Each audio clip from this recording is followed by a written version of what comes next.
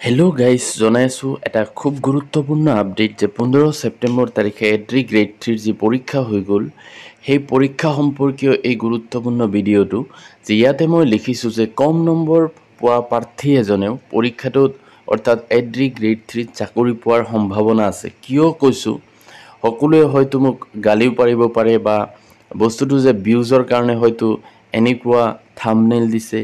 তো মই কিয় কৈছোঁ আপোনালোকে যদি সবিশেষ ভিডিঅ'টো চাই তেতিয়া গম পাব।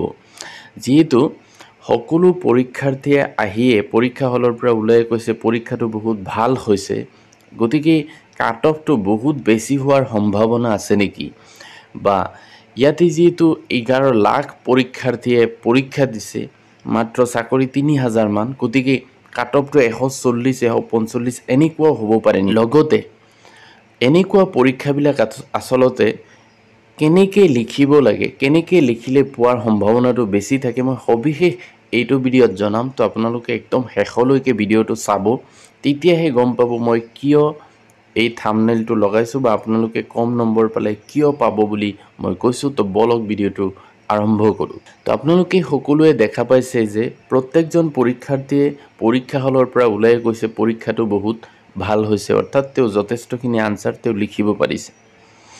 আচলতে আমিবোৰ যেতিয়া পৰীক্ষাত বহোঁ তেতিয়া এনেকুৱা লাগে যে 10-15টা মান বা ইয়াতকৈ অলপ বেছি যদি আমাৰ কমন পৰি যায় তেতিয়া এনেকুৱা লাগে যে মই চাগে পৰীক্ষাটোত বহুত বেছি নম্বৰ পাম। আপুনি যদি চাই মেট্ৰিক পৰীক্ষাটো এনেকুৱা হয় যে পৰীক্ষাৰ্থী এজনে পৰীক্ষা দিয়াৰ পিছত যদি কেইটামান প্ৰশ্নৰ উত্তৰ তেওঁ লিখিব পাৰে তেতিয়া আহি পেলাই ক'ব যে মোৰ পৰীক্ষাটো বহুত ভাল হৈছে। তেওঁ প্ৰশ্নটো নেদেখাই কৈ দিব যে মই 70-80 মান পাই যাম। তো আচলতে সেইটো হয় নেকি যে প্ৰত্যেক পৰীক্ষাৰ্থীয়ে ইমান নম্বৰ পায় নেকি? নাপায়। খুব কম সংখ্যকেহে ধৰক 90% পায় বা 80% পায়। কিয় হয় তেনেকুৱা? তেওঁলোকৰ লগত কি এক্সেপশ্যন আছে? তো ঠিক তেনেকুৱা এই পৰীক্ষাটো দিয়ে যিহেতু সকলো পৰীক্ষাৰ্থীয়ে কৈ আছে যে তেওঁ পাছ কৰিব বা চাকৰিটো পাব। কিয় এনেকুৱাকৈ কৈছে? আচলতে আমি পৰীক্ষাটোত বহাৰ পিছত যদি কেইবাটাও প্ৰশ্ন কমন পৰি যায় যে মই জানো সেইটোৰ উত্তৰটো মই লিখিছোঁ আৰু পৰীক্ষা হলৰ পৰা ওলাই এনেকুৱা লাগিব যে মই পৰীক্ষাটোত পাছ কৰি যাম, তো সেইটো ঠিকেই। কিন্তু ইয়াতে প্ৰশ্ন আছিল কেইটা 150টা। তো 150টাৰ ভিতৰত আপুনি কিমানটা শুদ্ধ লিখিছে?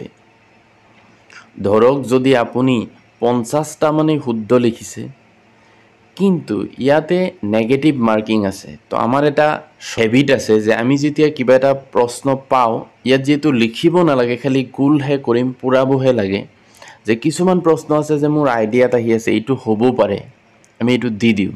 এনেকুৱাকৈ বহুত প্ৰাৰ্থীয়ে হয়তো জনাখিনিটো লিখিছে কিন্তু নজনা বহুত প্ৰশ্নৰ উত্তৰ তেওঁ কৰি থৈ আহিছে।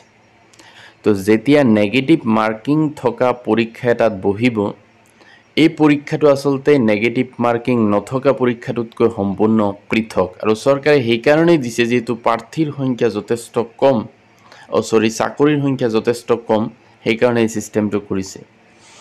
আৰু বহুতো প্ৰাৰ্থীয়ে হয়তো বহুতকেইটা প্ৰশ্ন কমন পৰাৰ কাৰণে যথেষ্ট ভাল হোৱা বুলি কৈছে, কিন্তু তেওঁলোকে নেগেটিভ মাৰ্কিঙৰ কাৰণেও কিছুমান প্ৰশ্নৰ উত্তৰ কৰি থৈ আহিছে।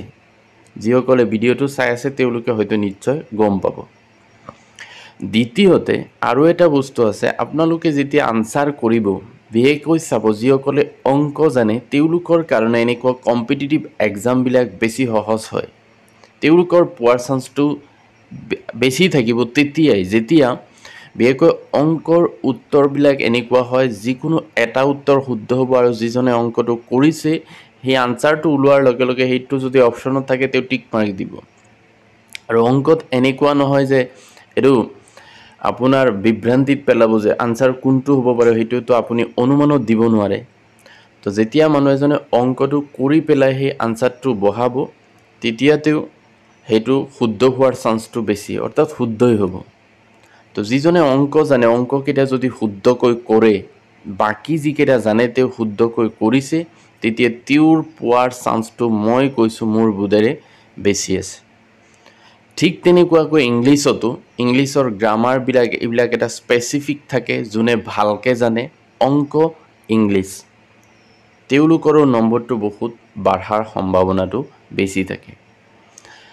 জিকে জেনেৰেল নলেজৰ যিবিলাক কুৱেশ্যন থাকে তাতে কিছুমান ব্যতিক্ৰমো থাকে। আপুনি হয়তো ভাবিব এইটো, কিন্তু যিজনে প্ৰশ্নটো কাটিছে তেওঁলোকৰ মতে হয়তো বেলেগো হ'ব পাৰে, এনেকুৱা হৈ যায় দুই এটা।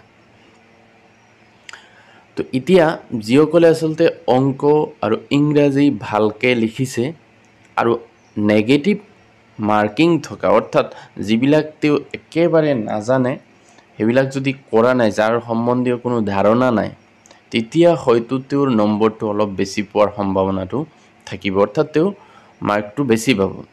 কিন্তু যিজনে ধৰক কমন পৰিছে কিন্তু 50টামান লিখিছে, বাকী আৰু ভুল লিখিছে 100টামান, তেতিয়া হয়তো বহুতে ভাবিব যে 4টা মই ভুল কৰিলেহে 1 নম্বৰহে যাব, গতিকে মোৰ অলপ ধাৰণা আছে, এইটো দি দিওঁ। আচলতে সেইটো নহয়, কাৰণ আপুনি এনেকৈ বহুতকেইটা নেগেটিভ মাৰ্কিং আপুনি কালেক্ট কৰি থৈ আহিছে। গতিকে আপুনি যেতিয়া নম্বৰটো পাব তেতিয়া নেগেটিভ মাৰ্কিংখিনি মাইনাছ হৈ যাব, এনেকৈ আপোনাৰ নম্বৰটো কমি যাব। সেইকাৰণে মই কৈছোঁ যে বহুত পৰীক্ষাৰ্থীয়ে হয়তো কৈ আছে যে তেওঁলোকে পৰীক্ষাটো ভাল হৈছে, আৰু যিসকলে হয়তো ভালকৈ লিখিছে তেওঁলোকো ভয়ত আছে যে তেতিয়াহ'লে মই চাগে আৰু পৰীক্ষাটোত উত্তীৰ্ণ হ'ব নোৱাৰোঁ। আচলতে সেইবিলাক চাই প্ৰাৰ্থী এজনে মনটো বেয়া কৰিব নালাগে, আৰু এইবিলাক সদায় চাই থাকিব নালাগে, যিহেতু পৰীক্ষা আপোনাৰ জীৱনত হৈয়ে থাকিব, আৰু এইটোৱে আপোনাৰ জীৱনৰ শেষ পৰীক্ষা নহয়। আৰু পৰীক্ষা জীৱনত বহুত আহিব, কিন্তু আপুনি যদি এইটোত উত্তীৰ্ণ হয়তো ভালেই, আৰু যদি উত্তীৰ্ণ নহয় তেতিয়া আগলৈ যি পৰীক্ষা আহি থাকিব তাৰ কাৰণে আপুনি ভালকৈ নিজকে প্ৰস্তুত কৰিব লাগিব। তো সেইকাৰণে কৈছোঁ, যিসকলে কেৱল শুদ্ধ উত্তৰখিনি কৰি থৈ আহিছে, ধৰক আপুনি 80-90 মান যদি কৰিছে বা 100 কৰিছে, তেতিয়া আপুনি নিশ্চিন্ত থাকক, হয়তো আপুনি পাবও পাৰে। আৰু যিসকলে নেগেটিভ মাৰ্কিং অৰ্থাৎ ভুল উত্তৰ কৰি থৈ আহিছে, তেওঁলোকে হয়তো বহুতকেইটা শুদ্ধও কৰিছিলে কিন্তু বহুতকেইটা ভুলো কৰিছে, তেওঁলোকো টেনশ্যনত আছে যে মোৰ নেগেটিভ মাৰ্কিঙৰ কাৰণে কিমান নম্বৰ বা যায়, মই জানো কিমান পাওঁ।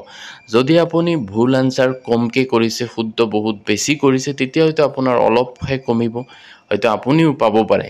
কিন্তু আপুনি যদি নাপায়, তেতিয়া অহা যি পৰীক্ষা আছে, আগলৈ আৰু পৰীক্ষা হৈ থাকিব। নেগেটিভ মাৰ্কিং থকা পৰীক্ষাত বিশেষকৈ আপুনি নজনা প্ৰশ্নৰ উত্তৰবিলাক নিলিখিব, একেবাৰে যিটো আপুনি নাজানে। কিন্তু যদি নেগেটিভ মাৰ্কিং নথকা হয়, তেতিয়া আপোনাৰ যি অনুমানত আহে সেইকেইটা প্ৰশ্নৰ উত্তৰ আপুনি বাছনি কৰিলেও কোনো ধৰণৰ প্ৰব্লেম নহয়। তো আশা কৰোঁ ভিডিঅ'টোৱে যিসকলে পৰীক্ষাত বহিছিলে তেওঁলোকক বহুত উপকৃত কৰিব। ভাল লাগিলে লাইক